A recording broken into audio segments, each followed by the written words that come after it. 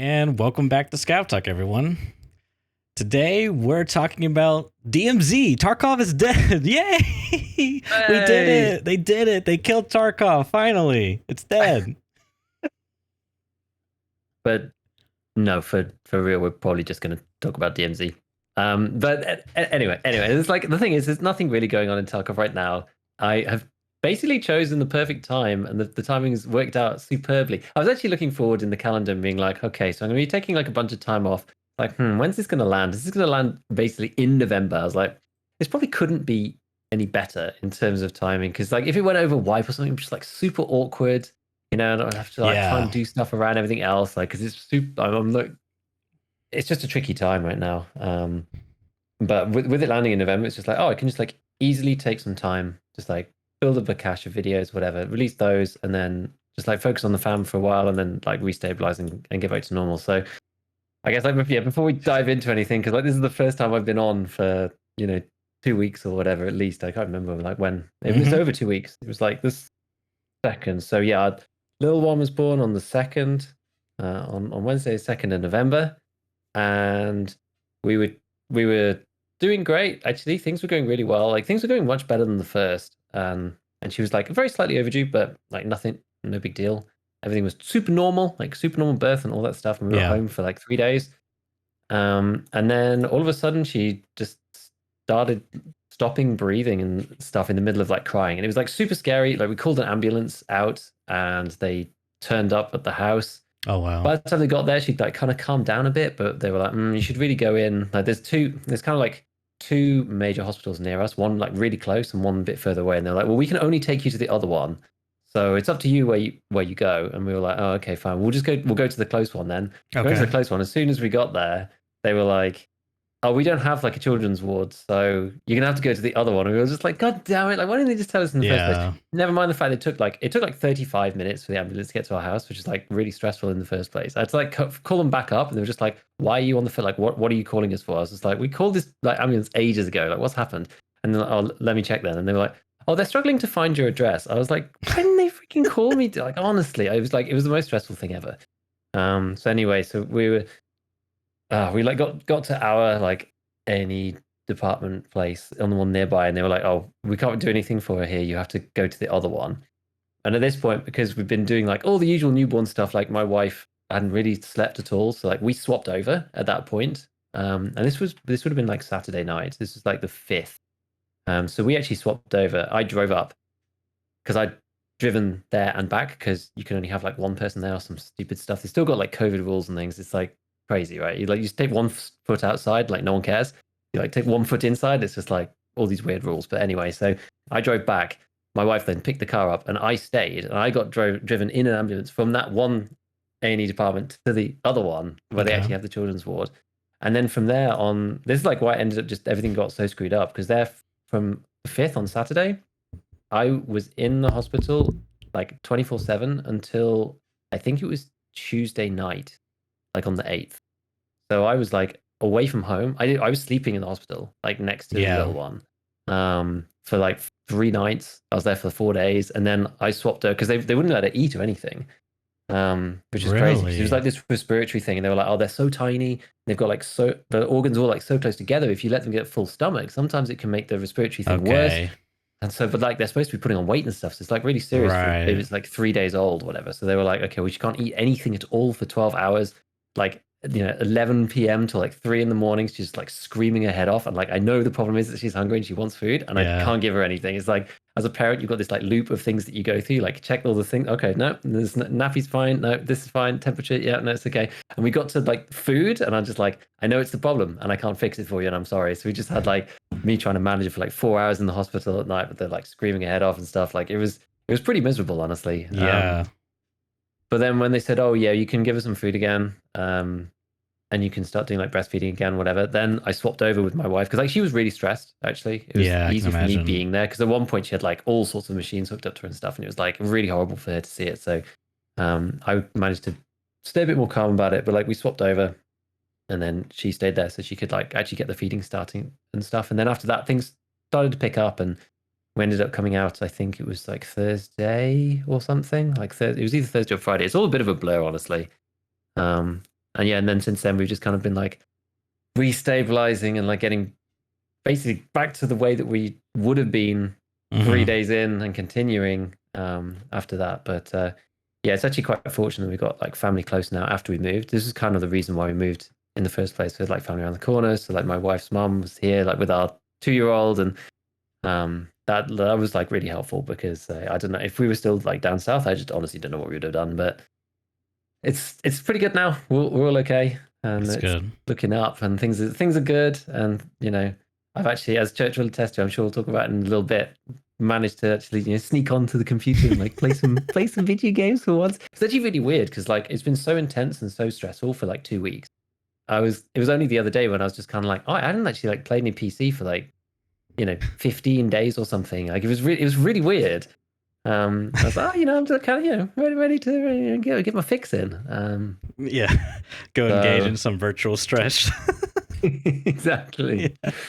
Exactly. So like I guess firstly, like thank goodness that I did actually like forward plan and have like a load of video stuff ready for this month, because I planned on being really busy anyway, but I ended up being like way busier than I ever expected to be, like not even being like at home for part of it and stuff. Like it's just I never had intended for that to be going on. So it was a good job that I like planned. So I mean I'm still kind of like, I'm still on break for 1, 2, 3, 4 for like probably another week and a half or so, and then I'm going to step things back up in December and get things back to normal. It's quite nice to be able to take a big break. I know it's probably quite brave, I guess, in like the content space, but like within the Tarkov world, it's actually ended up working out quite nicely. So I don't know, we'll see. I think more people should try and do it if they can. Maybe not for this long, but for like maybe a week or 2 weeks or whatever. Just like prep forwards a little bit, let a few things slide, and then pick things back up. Because you don't really get like holiday as a content creator. It's something I never really considered. Like, even if you work as a real stressful job, you can take a 2-week break, and other people will like manage your stuff. You know what I mean? Whereas in this world, like especially if you're small and you're doing most of the things yourself, then you don't really get a break. And the only way you get a break is by like working even harder to have stuff to post while you're not looking at it, which like that works. That can work, especially if you take the time to do it and it's not on the mad rush. But anyway, it's interesting. You're also always on call, so to speak. If like something crazy comes across your table, it's like if you don't drop everything and do it, you're like missing a huge opportunity. It's just exactly. So it's that kind of thing. It's like how much you care about the opportunity that you're missing out for doing this, that, and the other. And like some things, I guess it depends on the scale of it. Like some things, you can't really afford to not do. Some things you can afford to not do. It's like I'm not, we'll get into it, but I'm not super stressed out about like not making content specifically for DMZ, just because I think by the time we had a quick chat about this offline, like I think by the time that I get around to actually making stuff again, like the hype will kind of be gone. So there's not really much. There won't be much point unless there's some staying power. There's it's all of the what my thoughts on DMZ kind of content. I think the time for that will have gone. So I don't know. We'll think about it, but I'm not like super stressed about like missing that. It's like maybe a video which is like sort of a half and half fit for the channel anyway. Like some people will watch it, but it's not like the wipe, right? That's the thing that I would be most worried about. Like I couldn't miss the wipe. There's just no way. So it's fine. But anyway, that's kind of that's the tale so far. That's what's been going on in my world behind the scenes, behind the silence,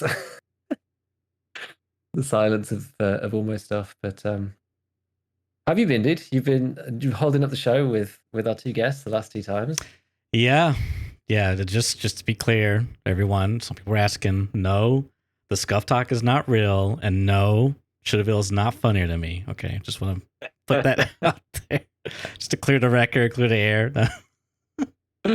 No, it's been good. Well. I Shitaville filled in short notice. That was good, and then I spoke to you, and you were like, I'm not sure what's going on. Yada yada. I was like, okay, well, I'll just like plan that Giga's not going to be here, so I tried to get someone else on, and then ended up getting Abney who said he could do it with that like 10 in the morning his time, because that was like the only time I could do it as well on like a Sunday morning.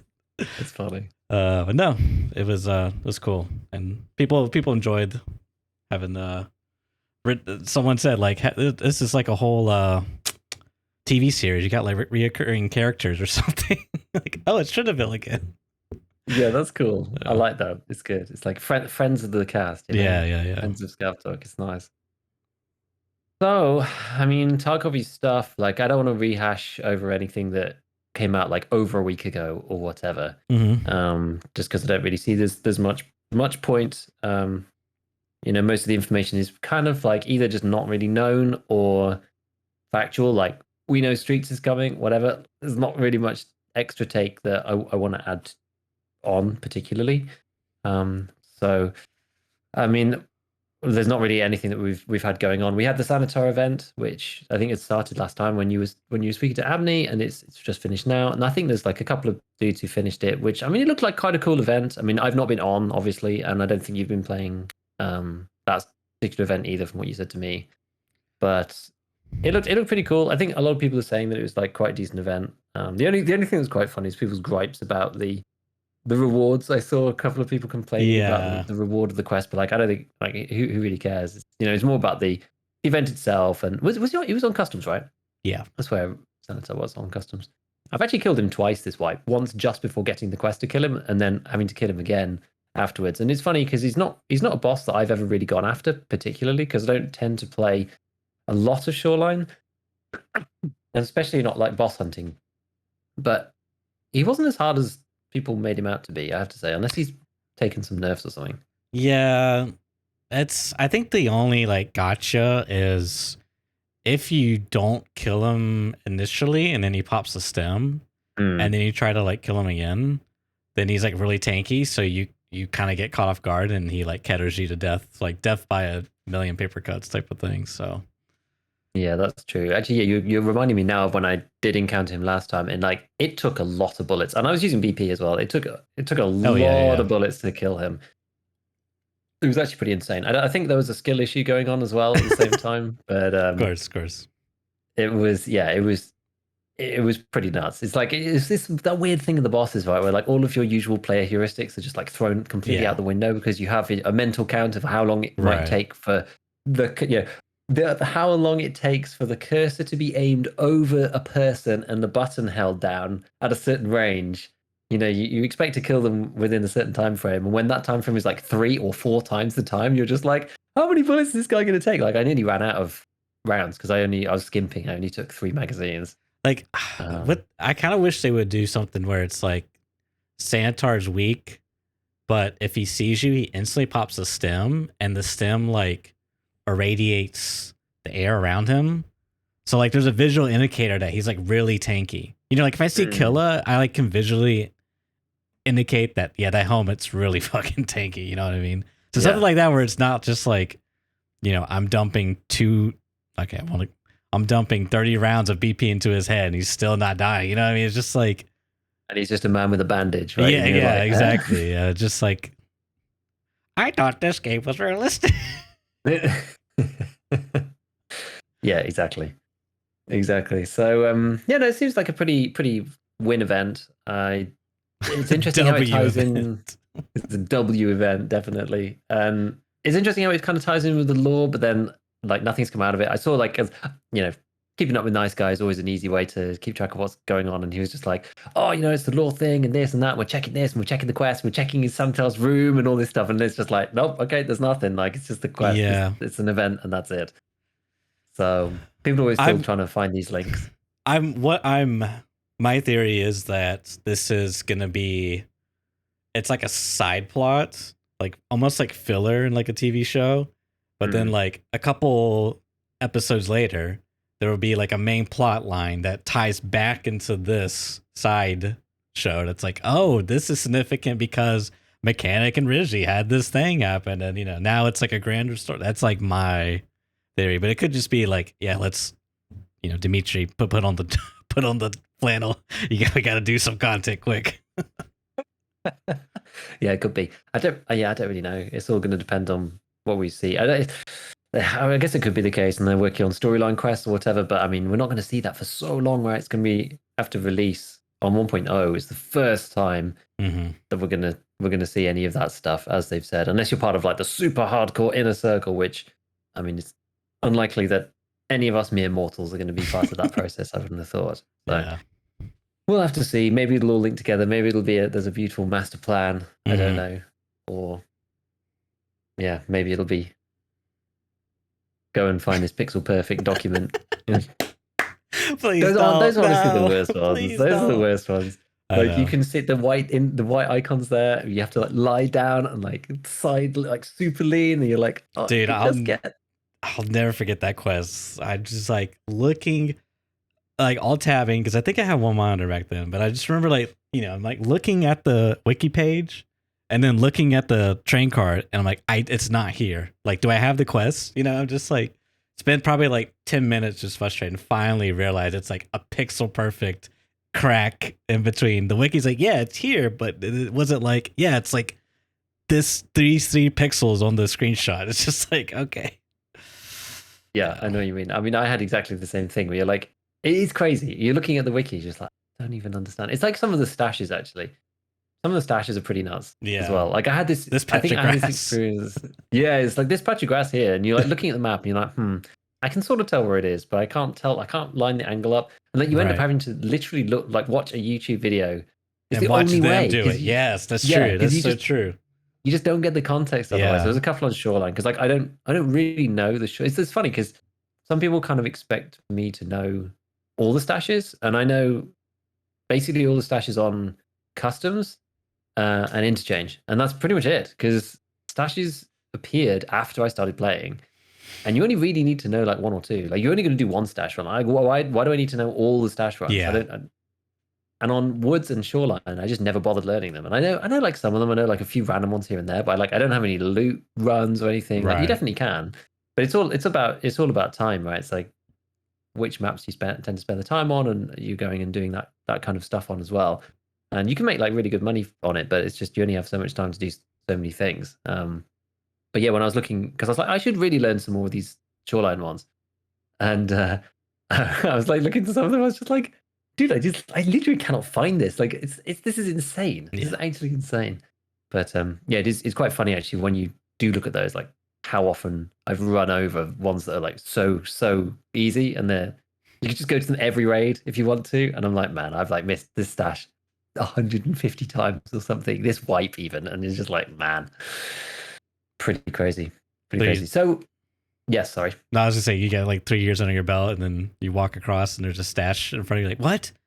There's a stash here. Yeah, just like yeah, exactly. Like the one that comes to mind is on Shoreline, because I always end up by the there's like the right at the north side of the map, up by the dome bit. You've got the sniper scav, and then there's the little hut and the tank and the bridge.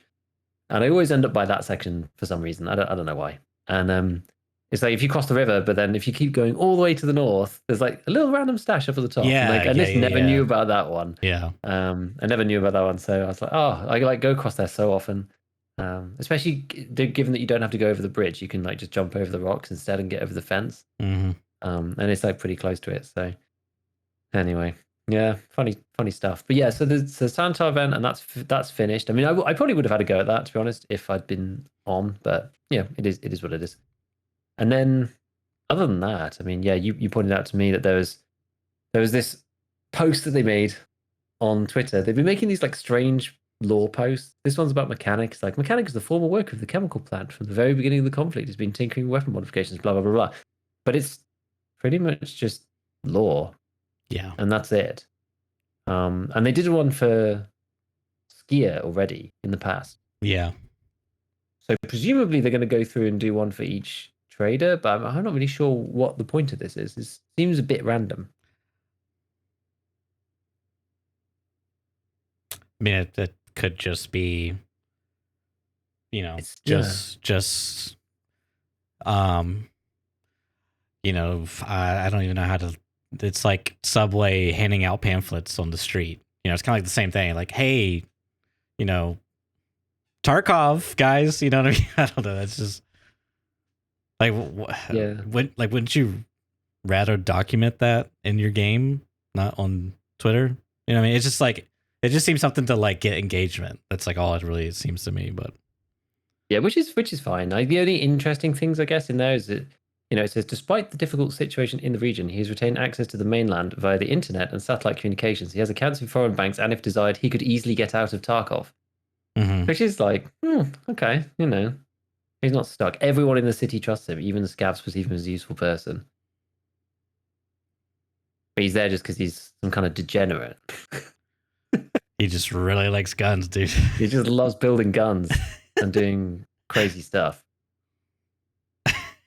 Establishing network communications, because there's quite a lot of like lore fluff in the quests about that and about Ibambium ISP, which is supposedly some like ISP that's being used by a terror group or whatever.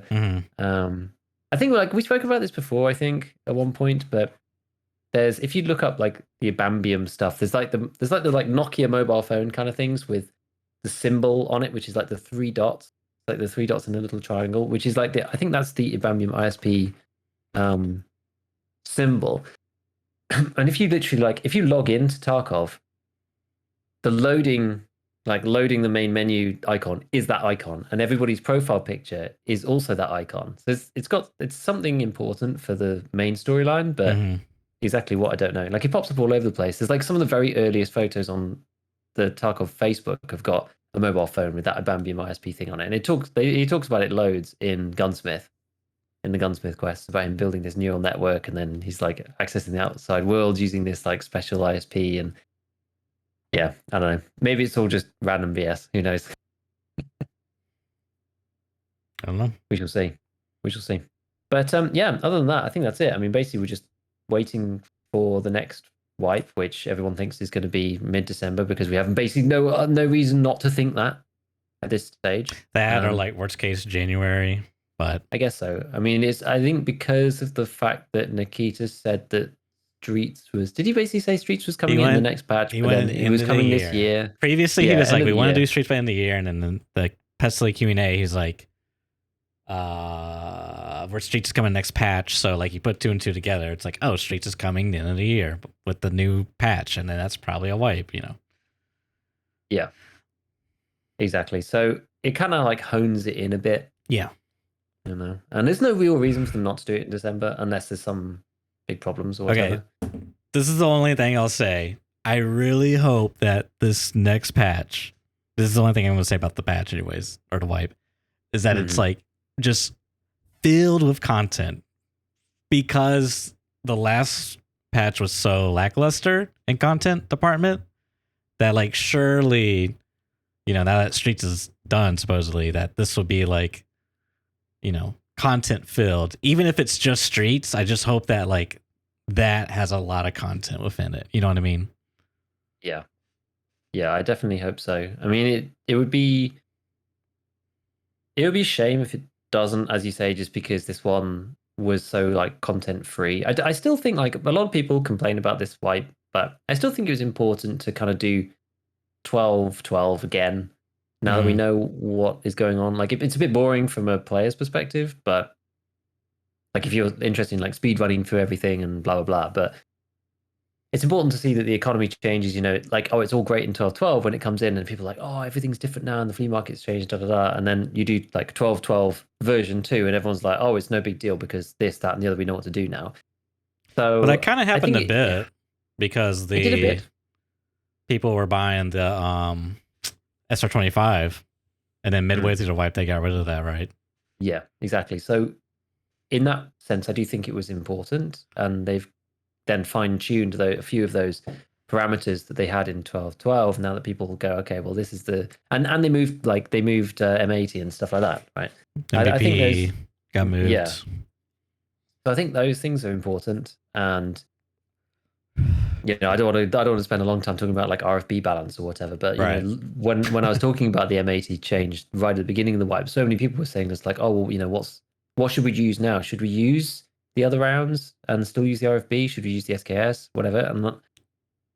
And it's just hard. It's like there's not really a good answer, and that's probably good, right? It means that the game's probably more balanced, right? Yeah. When it's so obvious that you just get to Sphere 2, buy an RFB, and then buy an M80 from Peacekeeper 2, just like it's a no-brainer. It's not interesting. Whereas now it's like, okay, well, you know, the SKS for the RFB, and then, you know, maybe they do this ammo, there's more damage. But it's like you have to really make a choice, and I like that. It's better. I think it's good. So much better. I don't think that this patch was like worthless from that perspective, but I can see why people are frustrated by the lack of content. And you know, the global situation hasn't helped, but you know, they've been doubling down on streets and doing these storyline quests and things, and a lot of stuff that's hidden. Yeah, putting a lot of things in perspective there, and I'm sure streets is a big, or just as much a contributor. I mean, who knows how much it contributes in comparison to some of the other things, but yeah, exactly. It's hard to know. It's very, very hard to know. So, but yeah, I mean, I hope, like you, that the next patch is full of stuff, and even if it's just Streets Part 1, that's definitely going to be enough.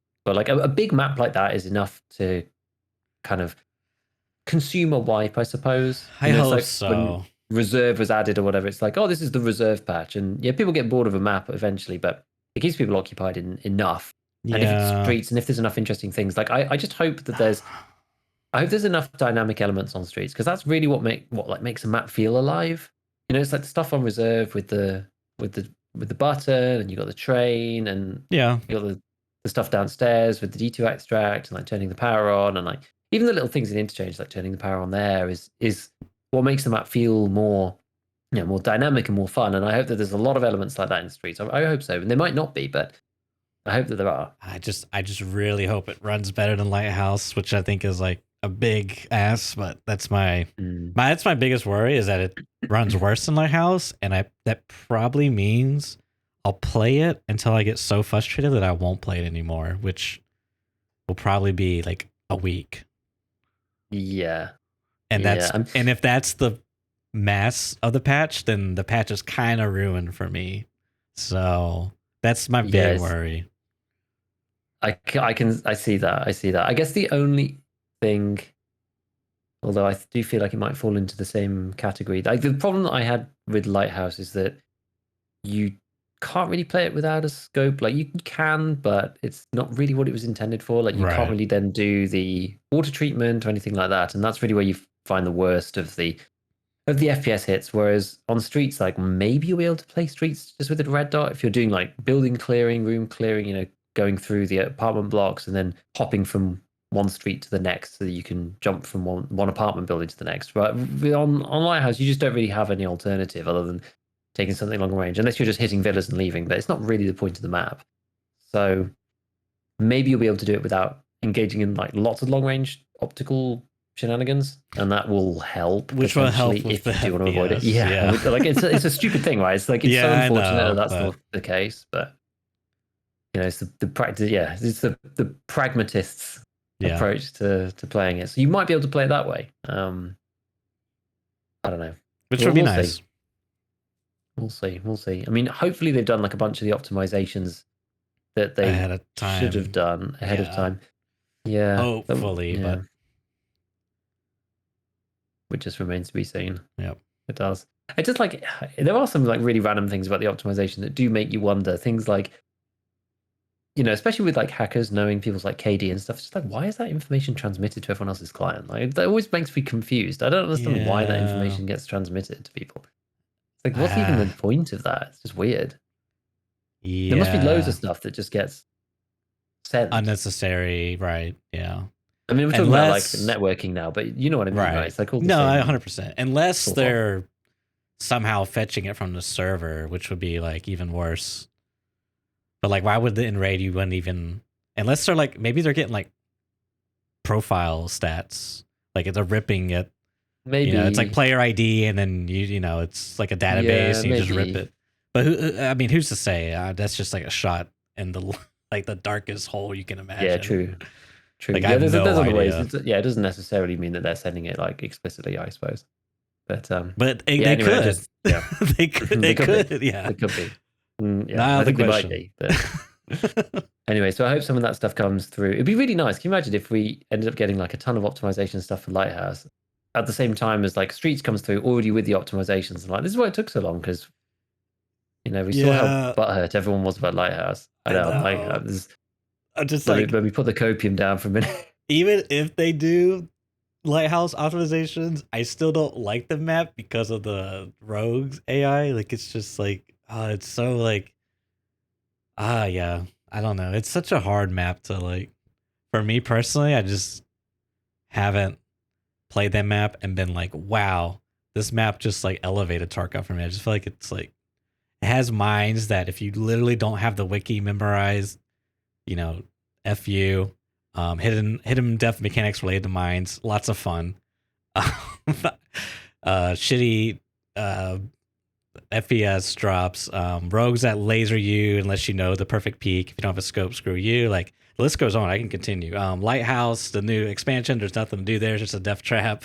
The loot's terrible. Yeah, that was silly. Yeah. So it's no Lightkeeper.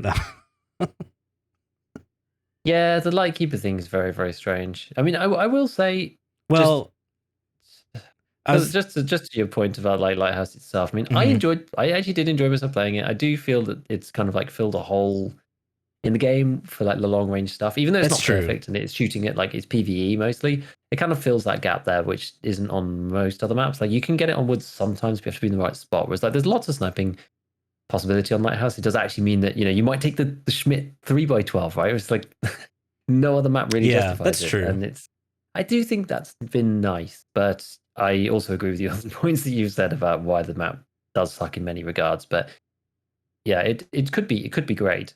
It's very hard to balance the rogues. I think it's I so guess hard.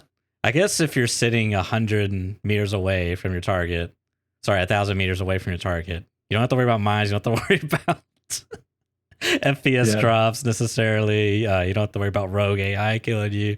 Who cares? You just have to worry about the fact that like you could only do it 1 in 20 raids because it's too foggy the rest of the time. Yeah. But no, that's a good point. It is like the sniping map, which is probably a reason why I don't like it, because like sniping, like it's fun at times, but it's not something I want to like actively seek out every raid. You know what I mean? Like it just couldn't see myself being a lighthouse main for that. And then it's so hard to extract.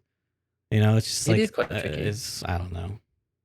Yeah, but I think anyways, for me, because I'm not like a big sniper in general, like I'm waiting around for players doing like shooterborn and stuff, just like drives me crazy.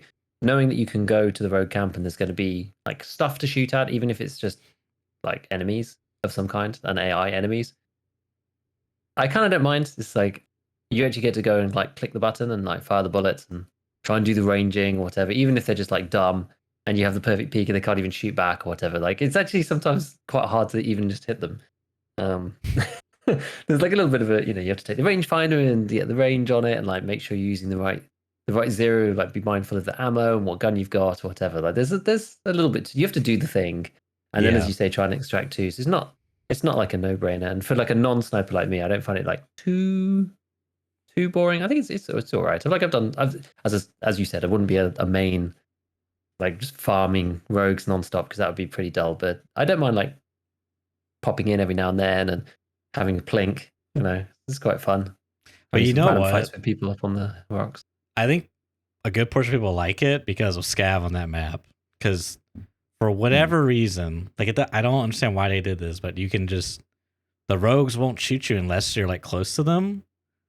So like, kind of, yeah. It's which doesn't make sense because there's literally no AI scav inside the camp at all. But what I don't know, it's just I don't really get that, but sure, okay. But and you don't lose any karma, so yeah, and you have easier extracts. It's just like, and if it's like, who cares if you die? Your scav goes on cooldown. It's like okay, But anyways, all right. So yeah, we'll see. Looking forward to it. Hopefully, we get something for next week that we can discuss whatever. Yeah. Like it's actually funny. Like I'm not even sure if I'm going to be playing any Tarky by the time we get through to it next week. Like I'm still not going to be online, so I'm not sure. But I'll keep an eye out for the news and stuff. I'm like feeling a bit more connected now. Yeah, like I'm not going to be on for like another week and a half or so. I said to my wife, she's like, want you to like focus on the family and take a break, whatever. And it's like, okay, that's cool. That's fine. Like I won't be streaming anyway. Maybe I'll play like a raid or two or something. I see. But you're not like this. This is still extended, or this is planned vacation still, is what I'm getting. Yeah. Getting from. I gotcha. Yeah. Good for you. Exactly. Good for you. Exactly. But what I have played a little bit of, as you're well aware, is DMZ. as of you, I'm sure. Have you played Yeah. anything else other than DMZ? You just been playing that Pretty in much between that. doing other stuff. Yeah. Yeah. Pretty much that. Yeah. It's fun. Load the gun. Give me your opinion now of DMZ if you say the wrong answer. Yeah, it's fun. I like the way that I would put it, I think, as like my summary of like, I've not played like a ton, but Mhm. my personal summary of it is that I would feel fairly comfortable going to my friends who have played Tarkov in the past but have sworn never to play the game ever again, Okay. and say to them, "Hey guys, like, there's this new game mode on Call of Duty. It's kind of fun. Like, it's a bit like Tarkov, but it's like much more chill. Like, why don't you have like download it and have a go? Like, it's gonna be kind of fun. Let's just like squad up as 3 and just go for it." That's I would the like feel caveat. pretty comfortable 3 going for sure. to them and saying that. Yeah. Yeah. Yeah, exactly. But I'd be pretty comfortable going to that group and being like, "Hey, let's do this. It'd be I get cool." you. For Like, sure. they're a group like now that I would never ever be like, "Hey Yeah. guys, Tarkov's wiping. Let's go." Like everyone just be like, "God, eye roll." This guy again. Yeah, exactly. Whereas like this game, I'm like, okay, it's different enough. It's casual enough. It's like easy enough, just like jump in and out. Like it's not so brutal when you die. But it's interesting because it kind of highlights like what we'll get into, I'm sure, but like it highlights why Tarkov is the way it is, why Tarkov feels so great, why it's so addictive. You know, why the grinds is just, I don't know, just Tarkov just hits different. Just hits different. Just does. It just does. So yeah, I mean, like, have you found it? Like, what's your overall like thoughts before we dive into any like specific details? Oh God. I would say is a high level approach. It's I kind of it feels more it's like Tarkov for the COD group, but even then I would say it's more like co-op Tarkov. You know what I mean? Like imagine it's because it's like you just don't there's not a lot of there's way more AI than there is players. If you think of it like in terms of Tarkov terms, like just imagine like scavs are around every corner, you know. So it feels a lot more like you're doing like a co-op with like missions with your buddies, and like there's like occasional like rare occurrences of PvP at certain like locations or hotspots or instances. And it has like a very light looting system to it. You know, you don't really loot the GPU to take out a raid and sell it and buy guns. You loot the GPU to sell it in raid to buy stuff useful in raid, and or you just take that cash and extract with it, and it goes to XP to level up your COD account. Essentially, like it's got like this weird like ecosystem. I say it's weird. Like it's not. I don't. It weird is indifferent. In comparison to like Tarkov, but because everything is like interconnected. You know, you level up your character, you unlock this, and that's unlocked for multiplayer, Warzone, and you know, Gunsmith. You're leveling up Gunsmiths for all your different. It's so it's and I get it. Like I think honestly, I think what they did was kind of genius. Is like they wanted to because if I don't know if you noticed, but like almost like a large portion of Tarkov players are playing the game right now, and I'm sure it's like due to the wipe cycle and etc. But like I think there's interest in this type of game mode, like a market. So they're like expanding the COD multiverse, if you will, and it's like you got Warzone Battle Royale, classic multiplayer. Now you got DMZ, and it's like, oh, I might as well go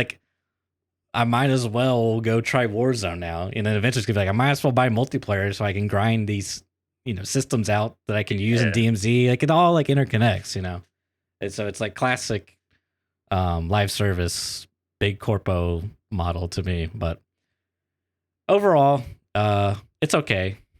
It has some like really fun moments to me, but playing solo, this is where we're gonna get the details. Playing solo is absolutely miserable, dude. It's so miserable. I hate it. I've never been more like. It's probably more frustrating than Tarkov. Like Tarkov, you have those moments where you get hit eyes by a scav, and it's pretty frustrating and annoying, But this is like, oh my god, I literally cannot move 2 feet and not have an AI shooting at me while I'm mag dumping a previous one. It's just Yeah. pure pain. I think that is probably the biggest takeaway for a lot of people is that the game is made to be played as a 3. Yeah. And you can play it as a duo as well, like it's possible, Mhm. but the game was really made to be played as a 3. And like playing on your own, playing as 3 is great. Playing as 2, you lose a little bit. And playing as solo is just like so far below because in Tarkov, right, you kill somebody, Right. you kill there's a squad of 3, you kill one of them, they're freaking dead. That's it, and there's no coming back. And it's just the fact that there's a respawn mechanic, or getting a knocked mechanic and getting people back up again. That just makes all the difference, and it's not that slow. Like it's pretty quick to get people back up, right? If you're playing against 3 and you're not one guy can be getting the other guy back up while you're still getting engaged by guy number 1. It depends because there's a 2-stage system. There's the knocked. Yes, which I learned today. I didn't realize this. Yeah, did we learn that today together? I don't remember. Must have been. I don't know. I think you taught it to me though. Yeah, must have been. Yeah. Because I died properly. So because you get knocked and then you can get got back up by your friend or whatever. Mm-hmm. But I got out and out killed by somebody, and Church then came back and resurrected me from the dead. But I was gave like, you CPR. What? like you could do that. Like it takes a lot longer. I see him mess the bullet out of your cranium, and it's like, you're all good, soldier. Get back up. I was like hands off mouse and keyboard, just like watching Church. I was not ready to be back in the action again. It was very weird. So the fact that that's even, can you do that? Like, how many times can you do? Can you just do it once, or can you do it? No, as far as I know, you can do it infinitely. So it's like you have to kill. So there's like a 2-stage, right? They get knocked and they're crawling and they can like move around, and then you can what I would call thirst them is where I guess it's like an Apex term. You just you knock the guy and then you mag dump him until he is fully dead, so he can't be revived. But instead in this, it's like you just can't move. Your loot's dropped, and people can loot you. But if your team is still alive, they can come back. Like I was playing a game earlier, and my teammate got knocked, and it was just like pure chaos for like 5 minutes. And eventually, I was able to heal them on the spot and bring them back. Even after that 5 minute, their icons stayed there forever. Like I don't know, maybe it's a bug or something, or I don't know, but it seems to be how it works. So as you were saying, if you have 3 people, your odds are really high. Like you're much more likely to survive versus if you're just one. Like if you're knocked out, dude, that's kind of it. Like nobody's coming to rescue you. Yeah, and there is a self revive thing, but I mean, if you're knocked down, there's probably AI stood over your body, right? Yeah, if you're in that particular situation, so you stand up and you immediately get shotgunned and you're probably just dead straight away. So yeah, playing solo is super hard. I managed to play some successful solo raids, but you pretty much just have to skulk around the outskirts, do a few bits and pieces, and then take a vehicle and then leave the vehicle before you get to the extract and move in and I had a really nice one with a DMR with a 2x on it that I had just in my account already to start with, one of the contraband guns. And I took out 15 different AIs from range and it's it felt pretty cool, but you have to really, really be quite careful. And I've had other ones where I didn't have a scope because, I think we're both playing on non-Modern Warfare 2 multiplayer accounts. Neither of us bought the game. So, you start off DMZ, you don't have anything. I don't have any weapons unlocked or anything like that. Right. So even putting an optic on at the beginning is not something that you just have unless you're taking out the contraband guns all the time. And it makes it pretty hard. And there's AI spawning constantly. There's helicopters, more AI flying in. And some of the dudes who are heavily armored, they can take an incredible amount of punishment, especially if your gun's not crazy accurate. You have to really either just single tap them, It was always my issue with Warzone. I never really liked the time to kill. I'm not a huge fan of higher time to kill games. It's just personal preference. And I think there's a scale, right? There's the higher the time to kill gets, the more skill based it gets. If you know what I mean, because it's the person, it favors the person with the better aim, because if you start getting shot, you can turn around and then you hold the button down on them for longer. I get what you're saying. Right. Yeah. Whereas if it's a shorter time to kill, then the game's more tactical, but you have some downsides that come with that, such as camping and Or extract. you get the that lucky kind of shot. Yeah, and the then, lucky shots and that kind of right, thing. So like there's they more add up. RNG. They add up more. They're Yeah. more significant versus taking 10. You got to get 10 lucky shots in a row, so to speak. Yeah. Yeah, because like some of the dudes, it's like, you shoot them once, you shoot them again, the helmet comes off, and then you shoot them once, and then you shoot them, and you're just like, freaking hell, it's like for 4 shots to get a headshot with like an SMG or something. You're like, God damn it, dude. You hit their helmet, break the helmet, and you start hitting their chest, and it's like, oh, God. Then you break their chest. It's like, I should just start the chest to begin with. It's pretty tough. And so because of that, like playing solo again, like half the time you just like run out of bullets, or you're having to reload because you're getting pushed by like 6 enemies at once. Because like some of the drops of AI is quite significant, especially when they turn up either in a chopper or in one of those like Jeep things later on. It's pretty gnarly. And and you don't get any second chances. So if you get knocked down, you're just dead. Unless you have a self-revive, but they're quite rare. And usually they don't help if you've already got yourself into that situation. So like you can play solo, but it's brutal. Like I didn't actually try filling my queue at all. I didn't either. If you're gonna do that, make sure you ahead of time turn down VoIP, because for whatever reason the game is like mastered, like everything's mastered at like 0 decibels. Like it's a maximum volume. Like it just blows out your speakers. And VoIP is literally like Xbox, live back in the day. People like crappy mics and just blowing out your speaker. It's make sure you lower your volume if you do that. I haven't done that yet, but I was thinking about doing that. I probably will do that and just mute VoIP, because I don't want to hear. Like what's funny, I'm sorry, I'm going on a tangent. What's funny is VoIP is working always. So like if enemies are in a squad and they're on like console, I guess, and they're using like their microphones, VoIPing each other, it's coming through to me as well, so I can hear them. And it's so funny because I'll literally just hear like someone in the kitchen like, just like doing stuff. I'm like, oh, someone's nearby. I'm just like, it's so weird because they're just hot micing nonstop. It's so scuffed, dude. Oh my God.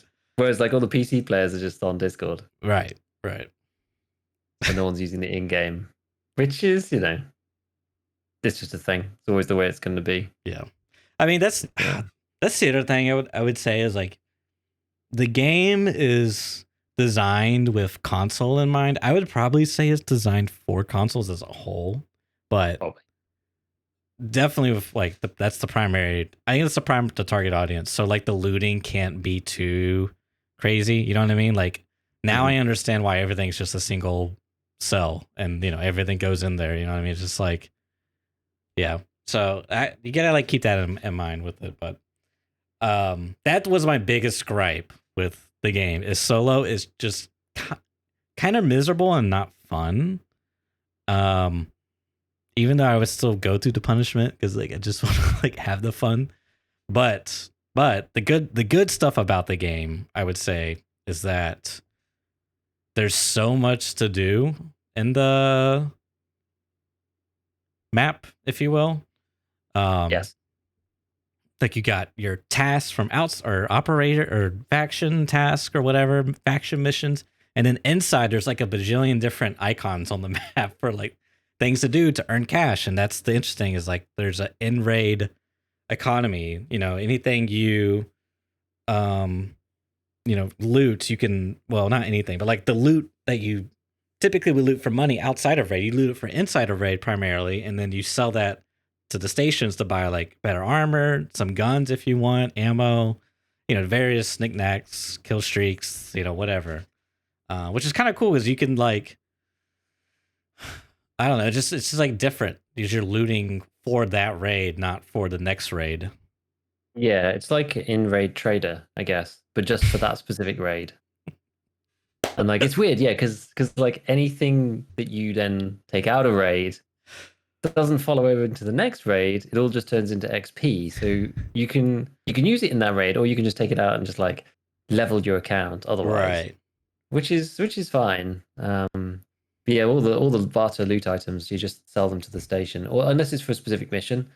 But you just sell them to the station, and then you can then like buy as the various things you were talking about. I mean, the one thing that's kind of cool about it is that I think the deal is like if you extract with you extract with a gun, then you unlock that gun so you can then go in with that gun as like I think it's your insured slot. You can Yes. put any gun in your like the insurance thing was really confusing to me, but I think Right. it's extra confusing if you start playing DMZ because there's really like almost no value in the insurance slot at the beginning because Exactly. you don't have any guns unlocked really. You've got like, the basics and you don't Yeah. have any of the gunsmith attachments for them. So the idea behind the insurance in DMZ is that you've got a gun that you've kitted out the way that you want it to based on the levels that you've got, and that you get that so if you lose it, then you get it back after a certain cooldown, or that you get to use it again, not get it back. Like that's the wrong way of thinking about it. You get to use that gun again after a certain cooldown, and you can make the cooldown lower by like extracting stuff out of the raid or whatever.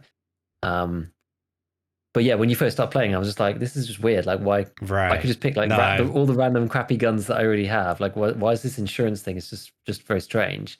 But the cool thing is, yeah, if you find the gun that you haven't used or haven't unlocked in the raid and you extract with it, then you get that unlocked, and then you can put that in your insured slot, and then you can take it into the raid after you've had it. And then because you can sell the stuff in raid and then buy guns from the buy station, you can buy weapons that you don't have access to, extract with them, and then you've got them afterwards. So that's like a kind of cool thing about being able to do some of that stuff in raid and having this sort of. It's a little bit like what you were saying with Lost Light, right? It's like to get access to the thing, you have to have like a level requirement, plus you have to extract it and then hand one in, and then you can buy it after that. So it's a little bit like that. It's a little bit, but this is like either or. Either you grind the weapons trees to unlock it, or you extract with it, and then you can just skip the tree to start grinding the gun. Like what I'm doing now is I'm grinding the M16 on my insurance slot to get the attachments unlocked, because those attachments can go on all the like AR M16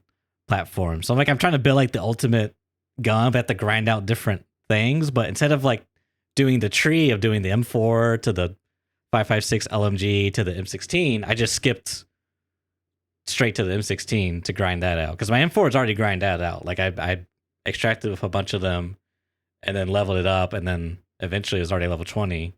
And then it's kind of weird because it's like, well, I could use my insurance slot on the M4, but I'm not going to be able to grind it. So it's like I need to use it specifically if I really want to survive, because it's like my best thing, but it won't progress anything in terms of the gunsmith thing. I don't know, it's just a weird little thing, because that's kind of like the only like draw, like the loop for the game is like you just grind stuff. I mean, that's kind of the whole thing of COD, I guess. Yeah, and I don't think that's the strange thing about DMZ is like, will I be playing it in 2 weeks' time? Yeah, that's the thing, right? I don't know, because nothing that you get in raid comes out of raid except for guns. The armor system seems to work very similarly to PUBG in many ways. I guess it's like a lot of the other games, but PUBG is the one that I used to play. I've never played that many, not played many of the other battle royales as they've come out afterwards. But it's like you have your plates thing, and you have like one plate carrier to start with, and then there's the 2-plate one and the 3-plate one, and then the different sizes of backpacks, and then the guns. And those are the only things that really carry over between raids. Like all the other items, like cash doesn't carry over because it just turns into XP. None of the loot items carry over because that just turns into XP. So yeah, as you said, it's just like you're grinding your account, right? And that's pretty much it. So the game loop, I mean, without an actual economy, because there is no economy in this game. There's an in-raid economy, and that's about it. Outside of that, it's just all about XP and what guns you've got unlocked and what things you've got in your insured slots so that you can use like cracked out guns more often. That's basically it. So I don't know. Because to explain like the guns, like when you take them, so you get the insurance slot, which we discussed, but when you take them, anything you take out of raid that's a gun, it gets listed as contraband, which basically means you can't mod it. Whatever is attached to it is attached to it.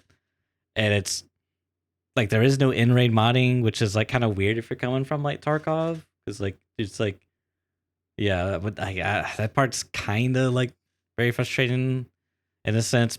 The other part that's frustrating is like it's not very obvious if this is a good gun that's modded, it's like it's got some, because there's like 5 boxes above the gun, and those are like the mod slots, right? Like the stock pistol, laser, barrel, blah blah blah blah blah.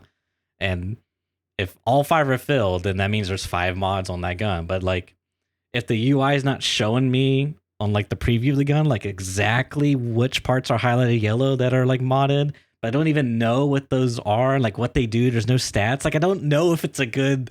Like, is this good? I don't heckin' know. It's got 5. It must be good. You know, it's just like, okay, like you have that part. I feel like is a very, very weak spot in the game. Which I is really think that the UIs unfortunate. could really do with some work. I think what's kind of interesting is that you know, because COD's not really it's never been a looty game, and having like different items with different stuff on it, like it's just not something that they've ever done. It's actually kind of interesting. Like I think it's kind of fascinating in some ways to see a AAA studio kind of trip over it a little bit and just be like, oh shit, this is actually like, oh, you know, there's like you've got hitboxes for loot containers which are not working properly. You've got the visibility of what's actually on each weapon, which is really important. Like I can't see any of the scopes in my stash at all. I can't see what any of my guns are equipped with. They've all got irons, regardless of what they actually have when you get into raid. It's like, which I'm pretty sure this, like, that's a bug. I think it's I mean that's definitely a bug, but I mean there's quite but a lot exclusively in DMZ. I'm assuming Warzone doesn't have that issue. Presumably, yeah. So it's like it's pretty interesting to see these kind of like very basic things come through that I don't know. It's just fascinating. After playing so many looting games all the way back to like DayZ Alpha, and it's like, you know, these systems need to work because otherwise it's really frustrating. You know. Yeah. Like you were saying to me earlier, right? We did actually played some games together, and you're like, oh, I've killed this guy, but all I can see is his vest. Like he doesn't seem to have a bag on. Like I'm not sure if this is a bug or not. Like whether I'm supposed to be able to see into his bag or not. Like it's been some all a bit strange. Serious bugs around that. It's very frustrating too. It's like, yeah, the one time you do get PvP and you win, and then you go to loot them and you can't. It's just like, please, I want to, like, please. Yeah. But no, it's funny because like when we were talking before about streets and me sort of hoping that the streets map's got like lots of points of interest and that kind of thing, that it does make me think of the experience of playing DMZ, which, as you say, you know, you spawn in and there's the map's just like full of points of interest. There's tons of things to do. There's like AI strongholds all over the place. There's contracts you can pick up to do various missions, and some of them are like kind of cool. And there's like way more to do than you ever could have time to do. So you get a lot of choice, a lot of agency in like what you want to focus on, which is pretty fun. And I do like that about it. It feels like there's a lot to do, and I think that is probably where the driving force is to keep playing, just because I think it's not necessarily that the systems are fantastic, but it's just the in-raid experience is pretty good. Yeah. And quite engaging. Because like in many ways, I feel like the game kind of plays like Apex, not Apex, sorry. It plays like the cycle in many ways. At least it feels so similar to the cycle in that respect. Like this is the closest one that I can think of. But for me, there was something a bit lackluster about playing the cycle. I don't know whether it's like just simply the process of fighting against like aliens and like melee aliens is just not as interesting as playing against AI with guns. I'm not sure. Like maybe it's partly that, but also I felt like the cycles map felt pretty empty a lot of the time. It was like there's like points of interest and there's looting, and then there's PvP, and then there's some like AI monsters, and there's some cool stuff. There's like the meteor things, and there's some events and whatever. But like DMZ to me, I feel just like way more compelled to play because of all the stuff that there's to do. It's just like, oh, I've not done like this mission. This looks kind of cool. Or you can drive vehicles around. I think that's another thing that's really nice is that you can speed around the map. And you're obviously very noisy and a big target, but you know, you can speed around the map to get to where you want to be, and there's like super hard hotspots, and that it's just like it feels good to play. It just feels good. It just feels good. And I think that's what's kind of captivating a lot of people. Like I don't think it'll, in its current form, I don't think it'll have the longevity of, to be honest, even the cycle actually.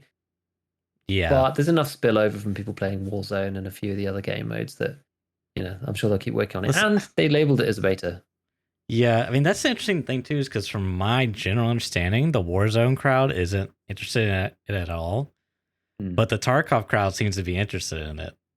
But I I think the general thing for most people, and I mean, I could be wrong, but I feel this for myself as like, and as you said, it's fun for now, but like 2 weeks from now, will it still be fun? I don't know. And it's like, yeah, it's okay, but Yeah, I definitely agree. The map, there's so much to do and so many dynamic parts of it. AI spawning in via helicopter, vehicle rolls up with AI. The missions you get, like there's one where you can in raid, you can accept the mission to save a civilian, and you go inside the room or the building, and then the timer starts, and he's got like a bomb on him. So you got to find the civilian, clear it of the AI, so you can defuse the bomb, and then an extract opens up for you to take the civilian to it. And if you want, you can take that extract too, which is really cool. I was like, dude, that's awesome. It's like I can do this mission to get like an extract, a new extract open. I thought that was cool. yeah, that is pretty neat. Yeah, it is pretty neat. Yeah, it's interesting. I think I'm not surprised, as you were saying with the Warzone crowd. I'm not surprised that they are not that interested in it, really, because the one thing that people just seem to have said about it is that you can grind your guns. Like, obviously, we don't really have any like reference, right? Because we're not playing the normal multiplayer, and we're not playing. Well, I'm not playing Warzone per se. Yeah, I could, but I haven't yet. But people have said that you level stuff really fast in DMZ, which I that's what guess I've could make heard. sense. Yeah, it's because like you're risking stuff, and it's a trickier game mode, which sort of makes sense, which is kind of interesting. So I think maybe people might play it for that. If you want to grind like a particular gun really quick, then you can just like take it in, or maybe you play it every time your insurance is off, right? If you've like That's built what a I sick was gun, thinking. yeah. So you're playing Warzone, and then you just go and play DMZ every Right. time your insurance is down, which could work out. But I can see why like the typical Warzone crowd is not really that interested because, as you were saying, right, earlier, there's a lot of AI. It's like the way I described it before offline was like it's like PV capital E V lowercase p, because the game like it plays out like a co-op campaign, and in that 95% of the time you're just playing against the AI. And I think that I just think that will get boring quick. I don't think there's enough people on the map. I mean, I guess they could increase it. Like they could say how it is now and be like, oh, okay, people are getting bored because like people have figured out the game mode and they're just playing as AI now. Everyone's just doing their own thing. There are so many contracts that actually you don't really need to interact with each other because everyone can just stay within their own little zone and then just Yeah. go to the different extracts and then leave. So that's like one downside, I think, because there's so much AI fighting and there's only so much of that you can do. It's like, yeah, it's like playing the single player. And it's like, how much shooting do I want to do against, 5 heavily armored AIs? That gameplay gets pretty stale. And this is the weird part too, is like I find that most of the PvP stuff happens at the extracts, which kind of makes sense because there's only like three on the map. Like Mm. let's say there's 100 different in-raid missions, just the missions alone, not to mention like the AI, the vehicles, the quest you may already have outside of the raid that you came in the raid to do. But there's three extracts, so like it's gonna funnel players to there, so it makes sense that we get more PvP. But it's just kind of like I don't know, like it doesn't have that same Tarkov feel where it's like you're moving about. There's a scav. It's like, oh crap, shoot him. It's like, dang it, I just alerted everyone my position. It's just like everyone Mm. just like in their own little section, like square of the map. They're just full autoing, AI constantly. It's just kind of weird. Yeah, and you can't hear shots from that far. Like No, it it's not doesn't like you feel like hear it. shots going off across the rest of the map, and the map is Yeah, massive, and the fights are happening quite spread out. So, I mean, if you wanted to push PvP, I'm sure that there's what's the dude's name? There's like the big boss of the map, and he's called the Chemist. And he's sort of in the middle somewhere. Now that seems to be like where the deal is, or the like weapon supply drop thing. You can pick it up, and then you're marked on the map, and everybody then can go after you or whatever. I think that's kind of where you're going to see more crazy yeah. PvP. See, So if you do want to go for it, you could do that. But that like definitely that's true, but the frustrating part for me there is like there's so much AI that it's so hard to get there to participate in the PvP. And then and then I think what like kind of like inadvertently adds to the intensity, because I was watching Airwing dude, and it was just like pure chaos. It was him, Valiant, and Jesse, and it was, at least I think that, yeah, or maybe it was Jape. I don't remember. Or no, I think it was. Anyways, whatever. I think it was that 3. I saw a couple of posts. It was just like pure chaos because they're fighting players, juggling the boss, juggling the AI, trying to like revive each other, like played up, like it, because there's like so much AI. You're just like constantly juggling all these different things, but that's the frustrating part is when we did do like some PvP, trying to get to them to do PvP, it's just like, God, there's so much things to like get through to like participate. But anyways, yeah, and again, that like comes back to the point of playing solo, right? It's just like you're having to like revive each other multiple times to actually engage in the end game stuff. Like you just can't really access a lot of that content. Yeah, really, if you're playing solo, just because it's so easy to die. I did actually find when we were playing, one thing that I ended up struggling with was just like lack of ammo. You basically need somebody with the ammo box perk, otherwise you just run out of bullets all the time because there's so many AI and they take so long to die. It's so crazy. Some of them are just like ridiculous, the heavy armored dudes. Yeah, I mean, out of all those like different things you can choose, like looking at the stack, I think the only one, there's a couple other ones that might be like good or like viable, but the only one that makes sense is the ammo one, because like who cares if I get a one-time deployable cover? You know what I mean? It's just like I need ammo. You know, if I can't shoot, like that's the bottom line. So, which is like that's the other frustrating part with the looting system is like I can't loot ammo, take it out of raid, and then bring it back into the raid to have like that my loot spot as an ammo thing. Like it's just like there's like these weird little things, and I think like that's why like some of these systems are kind of playing out the way they are, where it's just like it doesn't.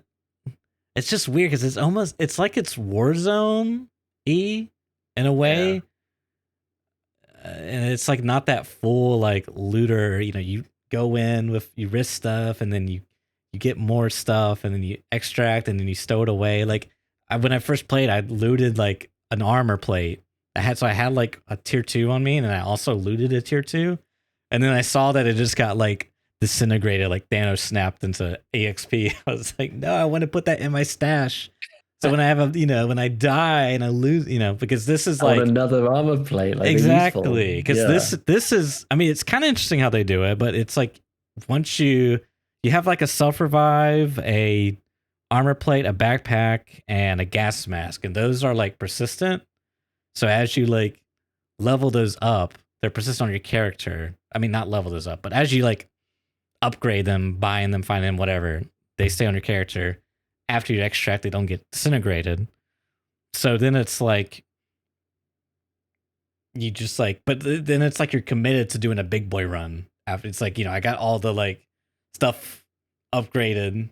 So it's like now I can't not unequip those. I just have to like use them continually. And then eventually you're going to die. So you're going to lose it, but you don't have anything in your stash because it doesn't stay there. So you have to go and like do that process all over again, which is like kind of interesting, but it's different. You know what I mean? That's just not how the Tarkov way is or whatever. Yeah, it's a good point. It's a very good point. It's like a persistent battle royale.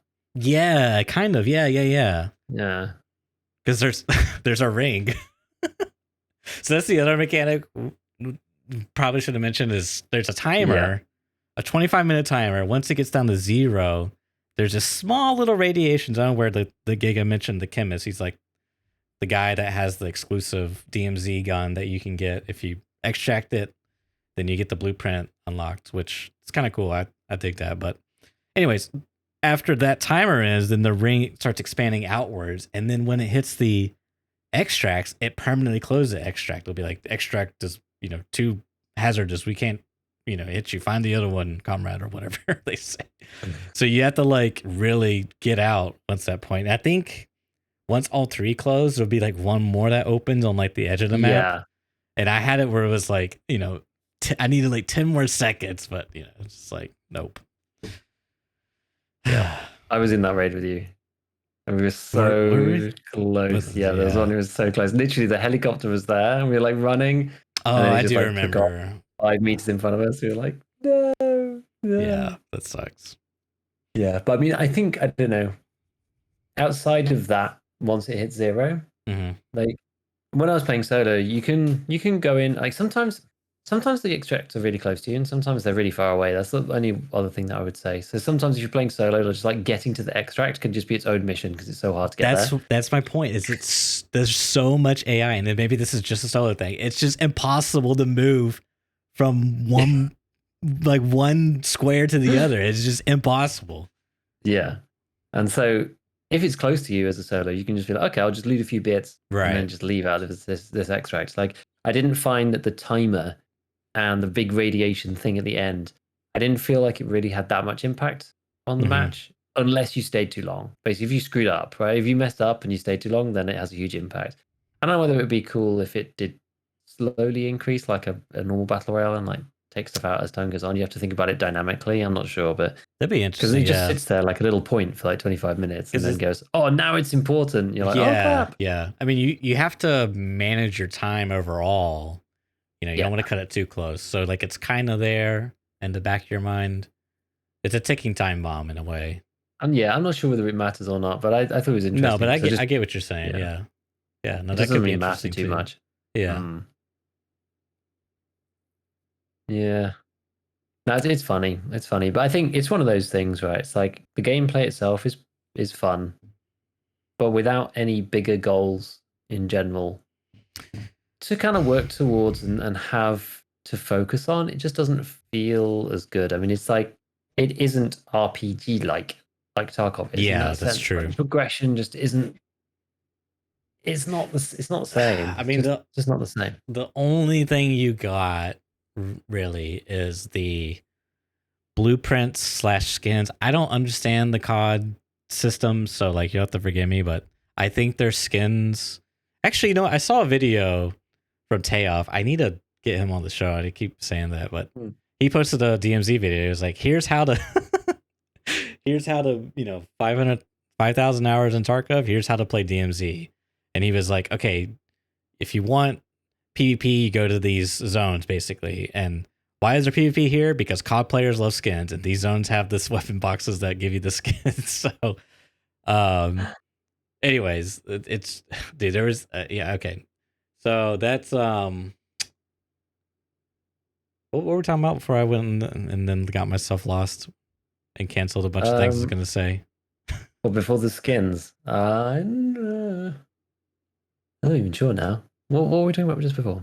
I forget. I don't know. I was hoping you knew. I don't know, but I can't even say where I was going with that. Oh, that's the only thing to work towards is the insurance slot. So if you do enough tasks, oh yeah, like there's a couple things to like. Do you care about skins? Do you care about the exclusive gun to DMZ that you can unlock in your gunsmith? You know, do you care about leveling up all your guns through DMZ? Do you care about getting more insurance slots from the quest? Did I already mention that? I think I did. But anyways, that's kind of like the only staying power. After that, you're just playing it to play it, and I just can't see myself playing it like with the boys to fight AI for 15 minutes and maybe see a player. Like the player encounters are more interesting than fighting this AI, because AI is kind of just like bullet sponges, and it's AI. Like it's gonna be only so good. I mean, it's not even AI is not even the right word. It's like scripts, you know, command lines. Like that's how they look, right? Because they run to the certain places, and you know kind of where they're going to go, which corners they're going to peek, and like, you know, they're kind of like some of the AIs. They move well or whatever, but like their tactics are just like non-existent. Basically surround the player and slowly and creep on them is kind of. But I will say they got some pretty cool. Like the animations are really solid. The you know, they get to cover to like peek their head out, you know, and then like full peek, and then if you down a guy and you don't like fully kill him, the other AI will run up to him and like resuscitate him.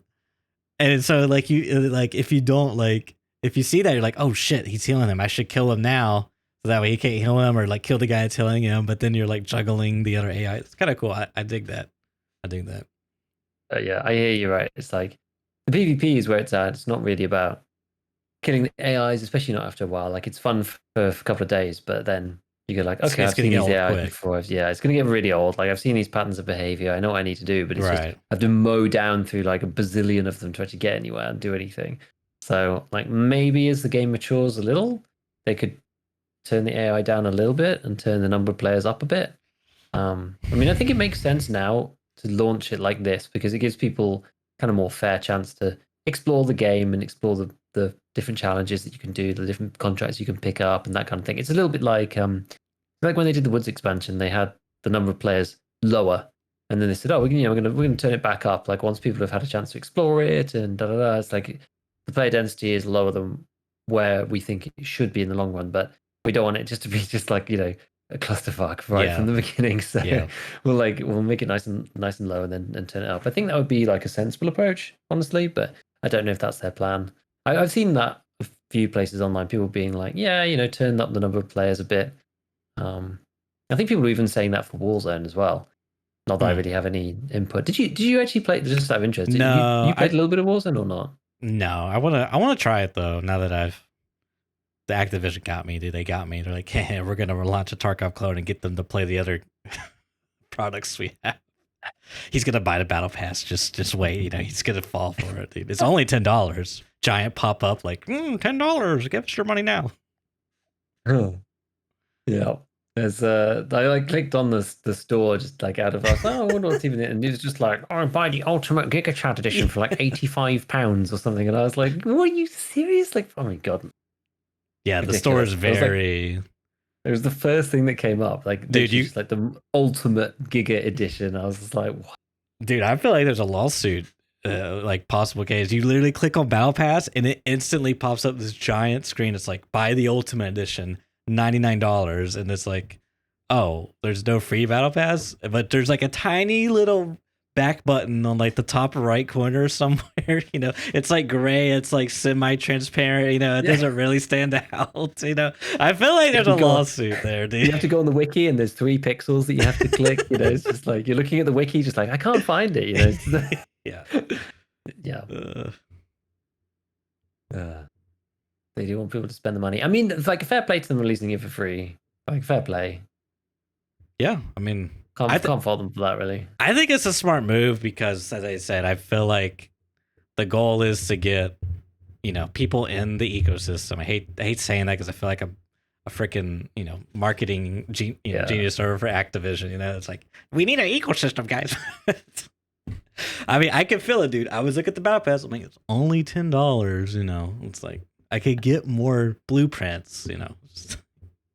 But no, it's clever, right? Because you're like, okay, well now you've got these guns. It's like, oh, well, you can use them in Warzone. It's not like you're starting from scratch. I know it's one of those funny things. It's like I think it's good that they did it this way because there's plenty of people, me included, that are familiar with Call of Duty. Yeah. But we are not Call of Duty mains. Right. And you know what? Like, I enjoy COD. Like, I've always enjoyed COD. Like, ever since I didn't used to play the legacy ones, but the first one that I played properly was the original Modern Warfare, which is really good. COD 4. It's like a super good game. Solid game. And since then, I've bought like some of the CODs. Right. As and when kind of my IRL friends group like dictated that people were on a COD zone, mode or whatever. Right. Like, oh, we're playing COD this time. Like when it releases, fine. Yep. But in this particular instance, like nobody's really that interested. So I haven't bought the main game, but we still can play DMZ. There's like plenty of COD players out there, I'm sure, that are not like you're not like Warzone like hyper fanatics, but we're just like broadly fans of the series and of the franchise, and we're interested to see what's out there.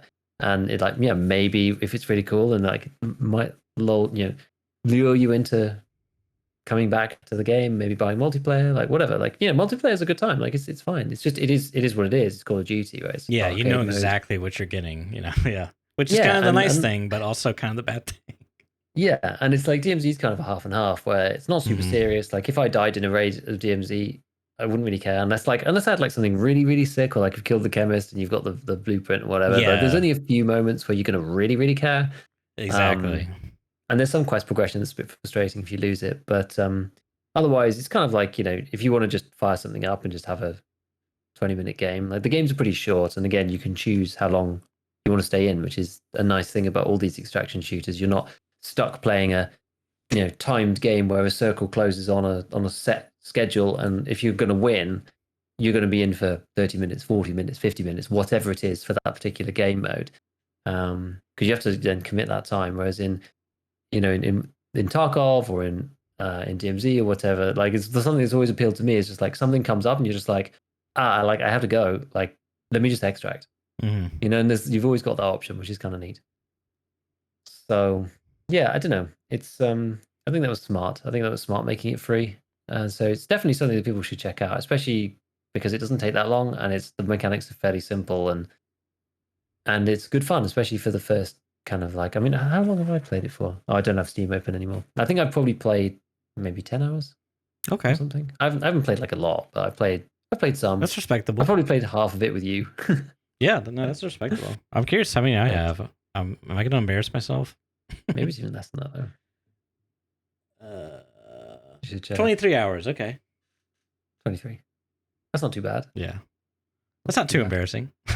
Yeah. I mean, that's good, right? Like, 20 hours out of a free game, whatever, you feel like, okay, it's justified that it's decent enough.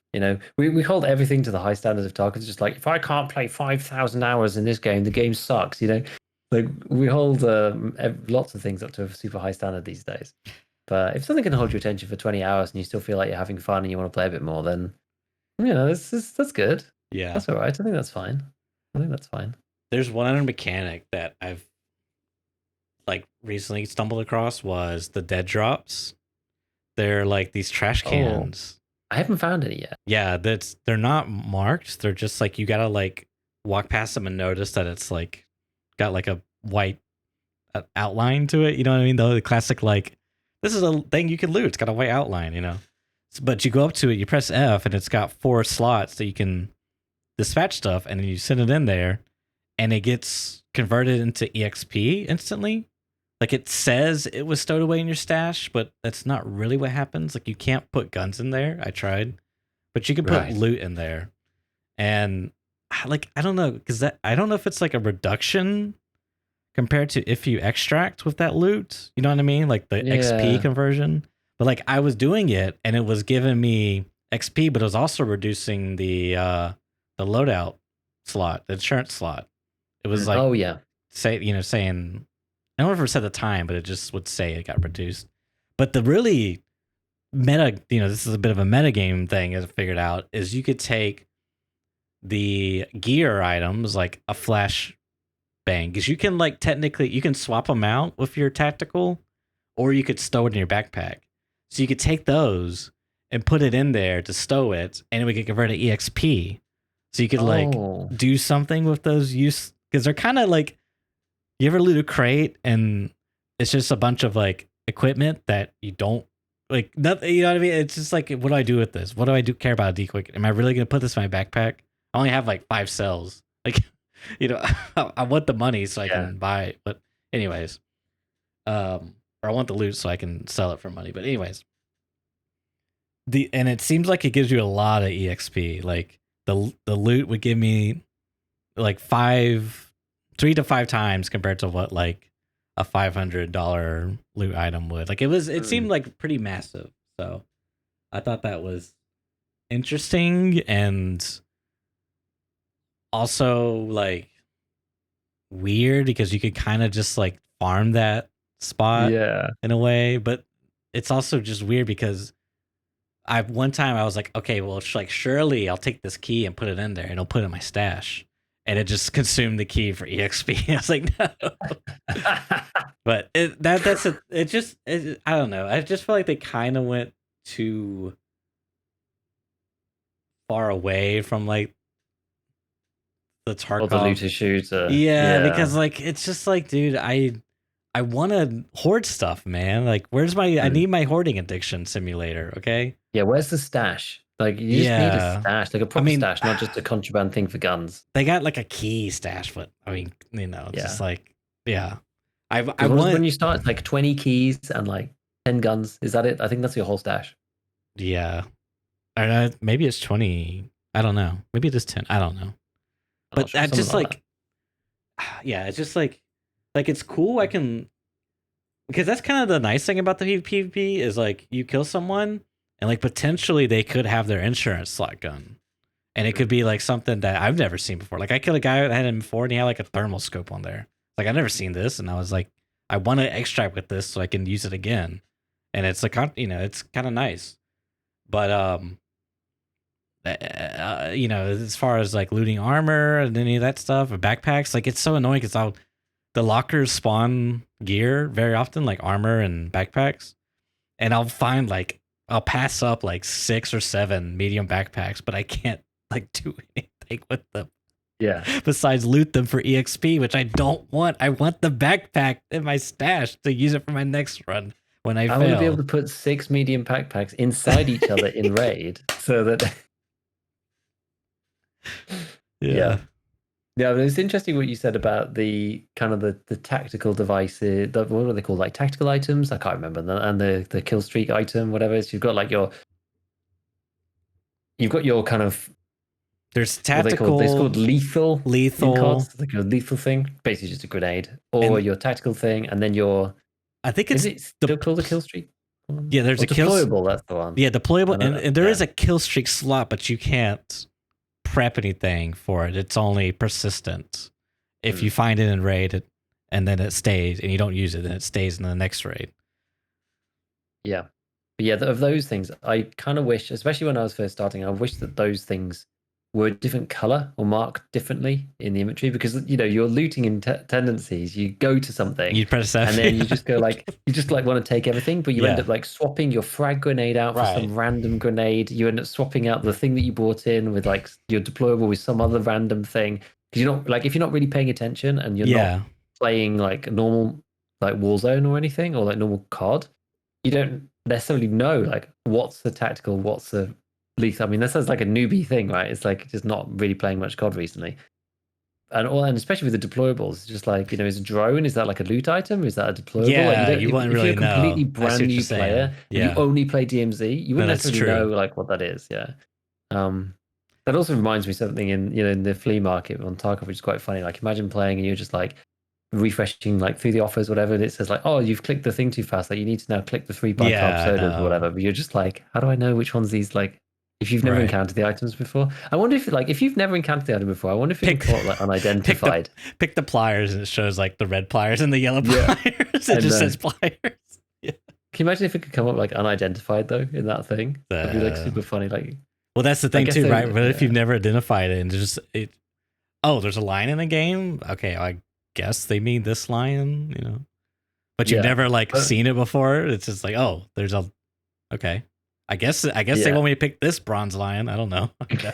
Never seen this before. Yeah. Anyways, yeah. So like, I mean, I spent the first like 2 or 3 matches just like swapping all my things that I'd taken in like so much. Well, that's kind of the weird. I don't really understand it. So like you basically get a free tactical, a free lethal, and a free deployable every raid, regardless. Yeah. Right. Like you if you run out of guns, then you go in with your fist, but you get those guarantee. But then you go to loot stuff, and like let's say you loot a weapon crate or whatever it is, and there's like new tactical and deployables in there. It's like, why do I care about any of these when it already gave me the option to pick what I want at the start at the cost of nothing?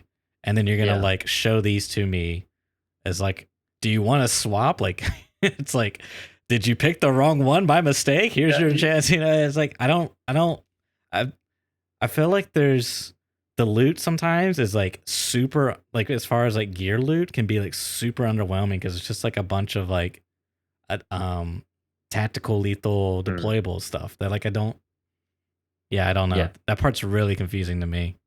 Yeah, exactly. And like Anna said, I wish it was just a different color, because the number of times I've clicked on them, I'm just like, crap, I don't want that. Like, I want to go back to my actual frag grenades, Yeah, that kind of thing. So that's a bit confusing, but like I guess you could like stow them in your backpack, and then if you ran out, you could swap to it. Maybe I'm just a noob. Maybe that's the I think you can do that. Yeah. Maybe that's. But you don't have enough slots. That's the thing. I ended up with like 5 frags. Man. I get like sewing stuff, and I was just like, you can only stack 2, I think. And I had like 1 frag on me, and then two stacks of 2 as well. I was like, oh man, why can't I pick anything up? I was just like, oh, my whole bag is just like plates. because I bought them off of the buy station Yeah. just because I was like trying to fill out my like money because there's a quest where you have to spend money basically. So I just like bought the cheapest possible item, just like, oh, we'll just spend all the money on this because I got to do it for a quest. And so I ended up with like the whole bag's just like full of plates and grenades. I was like, oh, no wonder I can't pick anything up. Okay. But yeah, Yeah. you're quite restricted. You're quite restricted with the small bag. Yeah. Yeah. It's it's fun. It's I mean, fun. I don't know. that's the thing. It's fun. I feel like it's, I'm having fun, so I'm playing it. You know what I mean? When I stop having fun, I will stop playing it. Trust me on that. Well, yeah, something to do until Streets comes. Yeah, exactly. It's kind of cool actually recently because you've played so many random like extract style games. Yeah. But you've just kind of gone like full variety. I have to tell you, I played Hunt. I gotta tell Oh, everyone yeah. this story. I played Hunt. Played it for like 2 rounds and uninstalled. Really? Yes, and it's. I'm sure. Okay, if Hunt's your favorite game and you're listening, okay, it's nothing against the game. Well, it is kind of, but like, okay, I'm glad you like it. But the main thing that pissed me off was the crosshair is not centered on the screen. It's in the lower third. Like it's centered, but it's in the bottom half of your screen. Okay. And I just like, for the life of me, it just irritates the snot out of me. And I looked it up. You can't change it. Apparently, the developers said that it's like baked into the game. They have to like completely rewrite the code, so it's just like not fixable. There's no setting or nothing they can do about it. There was just a decision I made early on, and that's the way it's gonna be. So I mean, that was like the major part. The other part was like some minor things, like the aim punch. Like when you get hit, you just that's immediately what I did. I was like, okay, I don't really care about anything else. I just want to see how the PvP is, because if the PvP is not fun, then I'm probably just like, I really don't care about fighting alien AI like the Psycho Frontier. Like, it's kind of cool, and it's cool because like the loot and like there's like something to do, and it alerts other players, but it's not like the main draw for me. So I really don't care about whatever's going on with like spooky ghost town western thing. I just want to know what the PvP is like. And it was just, dude, you take one bullet, you just do a backflip with the aim punch. It's like it's so bad. It's really bad. I mean, I think it's like, obviously it's intentional, but like I think it's very intentional because all the guns are like 30 rate of fire. Like they're all lever or like revolver. Like, like hard to aim and shoot, right? Yeah, it's like very bolt action, lever action type of stuff. So it kind of makes sense in that aspect, but I just didn't have fun, and that was the big. I really didn't even get to play the game because I literally made it like, yeah, I literally made it like an hour or two, and I just like I just couldn't, and yeah. Why would they decide that about the crosshair? I think it's a console thing, because back in the day, Halo, Halo Combat Evolve, its crosshair was lowered, and it was like a. I never played it. Oh, what? Heresy. How dare you? You need to play it. It's a great game. You should check out. I've like Halo, I've not really played any Halo at all. I've like played a bit of the first one on like someone else's Xbox. Okay, well, that kind of counts.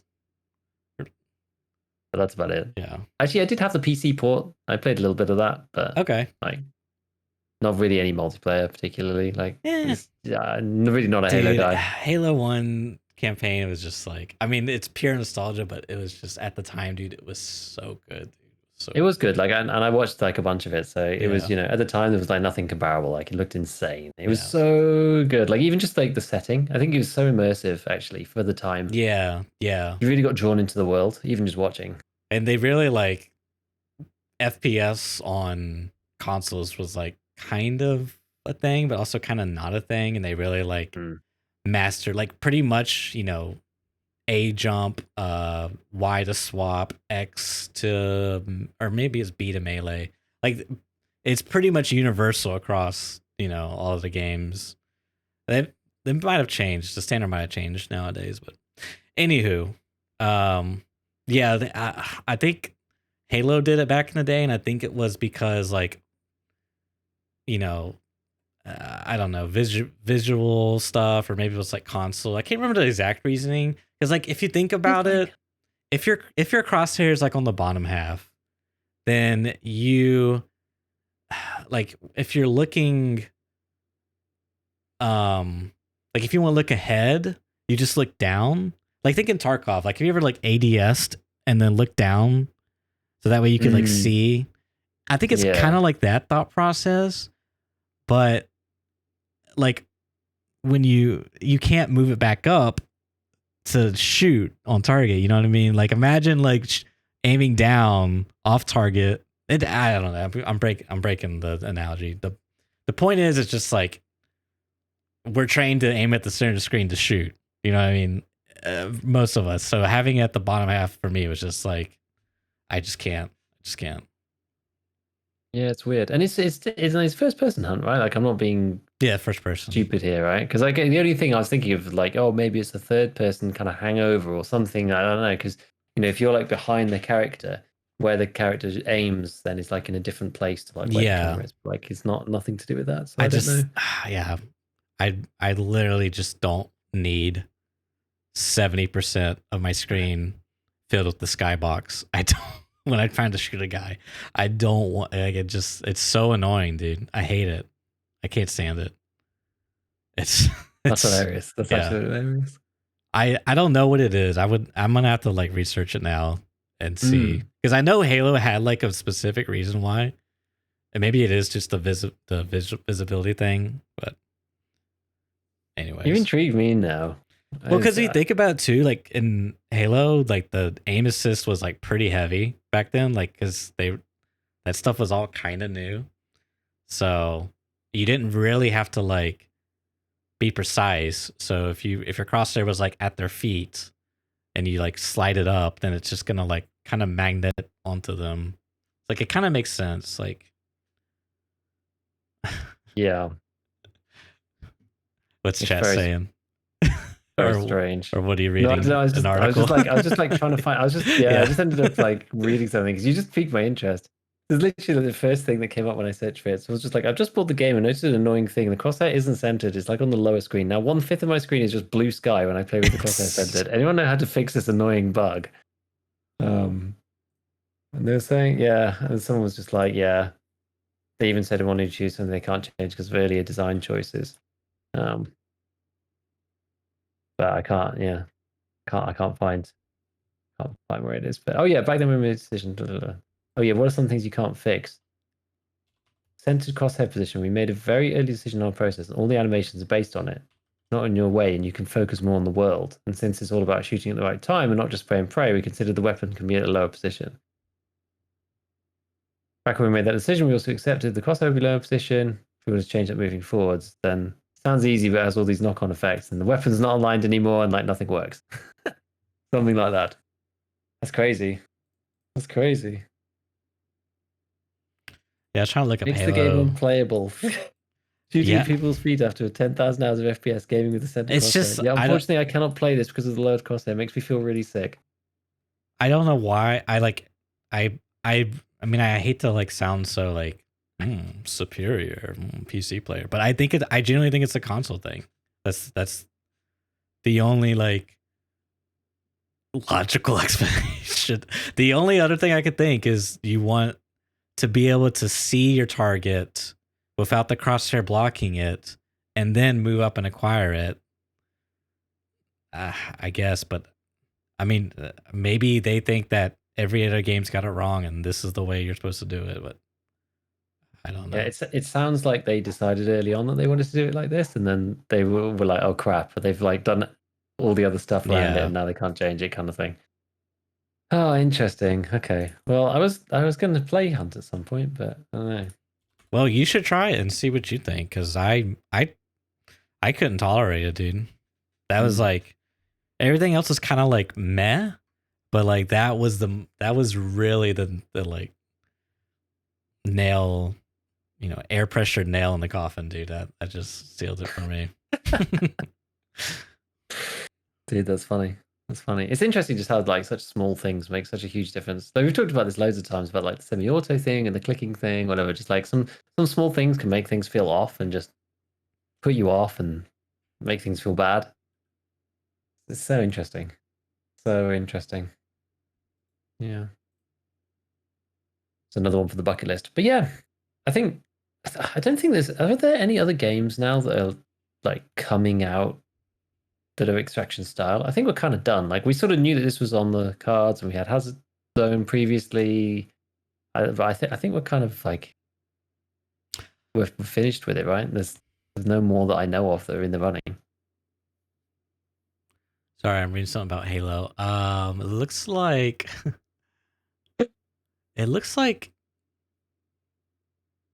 Halo Combat Evolved, the first one, had it in the center. I seem to remember it being slightly off center, but maybe I'm misremembering. Is that really the case? Huh. Yeah, that is the case. Interesting. Well, is it centered? It looks about centered. It might be slightly down. Anyways. Sorry, what did you say? I'm sorry. I was reading something. I'm sorry, dude. No, I just said like I don't think there were any other extract shooters coming that I know of. I think DMZ was like the last one that was actually, coming out that had been teased or whatever. Yeah. Damn, I thought there was one more that was like major air quotes extract shooter.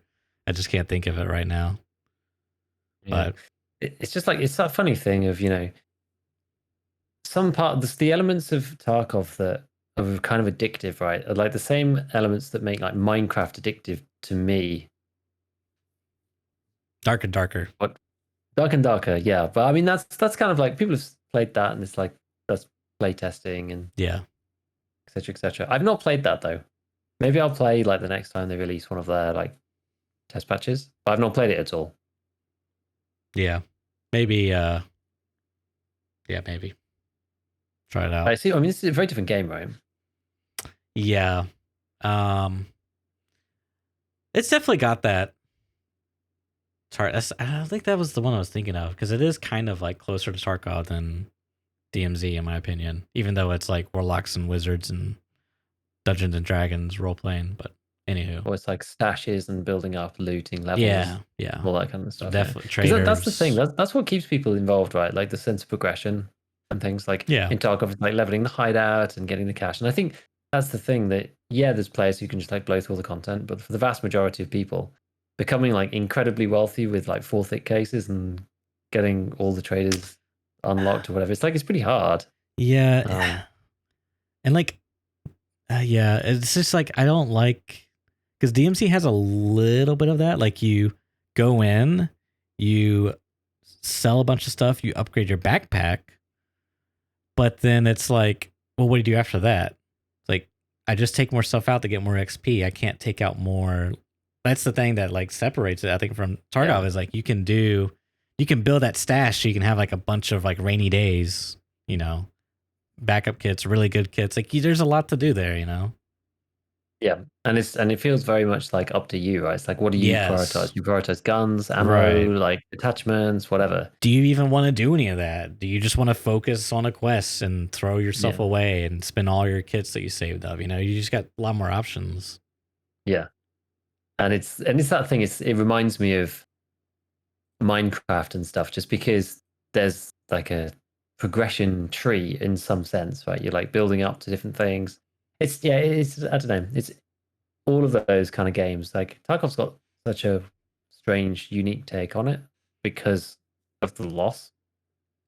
But it's another one of those ones where you want to build up and get to a certain point.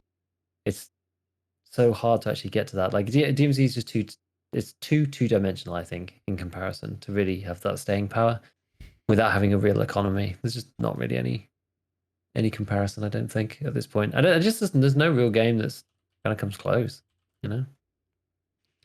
Yeah. Have to wait for the next hopeful Tarkov killer. That's a favorite joke, dude. Is everyone's like, no, this isn't the Tarkov killer. Tarkov. Yeah, it's like they were mad. They were just like, ew, this isn't gonna kill Tarkov. Try again, guys. Come on. Like it's just And it's like it's almost yeah, you're right, because like the community is almost just kind of the thing of just like, look, Tarkov is so dog shit. Surely you can come out with something that's going to beat this game. Like surely. Like, Yeah. It's funny, like man. they're so, I mean, I don't want to like, generalize, but the people that were saying this in my mind, it's like they were so offended that like COD, how dare they try and attempt to make a Tarkov game, quote unquote, which the suppose this is what the devs said, but who knows if they're telling the truth or not. But they were like, everyone thinks we try to make Tarkov, and that's not at all what we try to do. But yeah, it's just like how dare they, how dare they make a game and then give it to me for free? That's like extraction that's in the same genre of the game that I. How dare they? The balls of Activision Blizzard.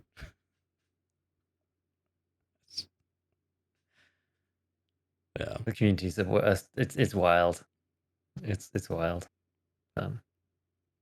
Yeah, we'll see. Next patch. Hopefully it'll be good. Hopefully something comes up in the next week or so. I'll be thinking about things a little bit more. So it's nice to get back on top of everything or whatever. But we'll Yeah. see.